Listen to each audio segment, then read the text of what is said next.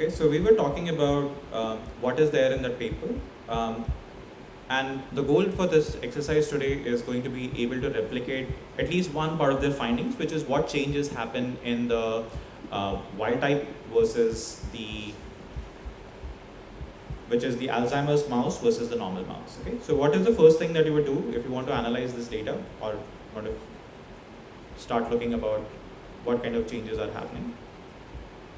The first thing that I'll do is I'll go to the data availability section, right? So if you go to the data availability section, I see that they have deposited the data here. So I'm going to just click on that link. Okay. So we are again back onto Gene Expression Omnibus, GEO, where the count matrices have been deposited, right? So you see here there are different types of mouse. Wild type, TREM2 knockout, wild type 5x FAD. We're going to mostly work with the wild type and the 5x FAD for this particular session. And as part of your assignment, you'll work on the rest of the data. Okay. So the first thing that we're going to do is we're going to download these files. So if you go to the bottom so first make sure that you install these dependencies. So this is what I'm going to just say no if it asks you that these things are already loaded.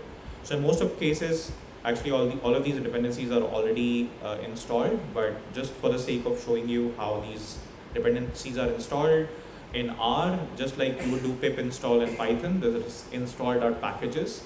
We are going to work mostly with this tool called scRNA. So scRNA is developed in the Satija lab at New York Genome Center. I used to be a postdoc there. So this tool is written in R and is one of the most versatile tools for doing any sort of analysis that you would like to do.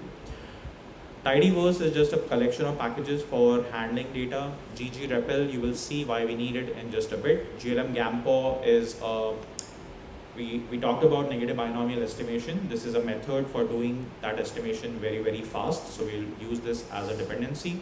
I think now it's already packaged, the default version of SC transform normalization that we use already uses it, so we actually need it.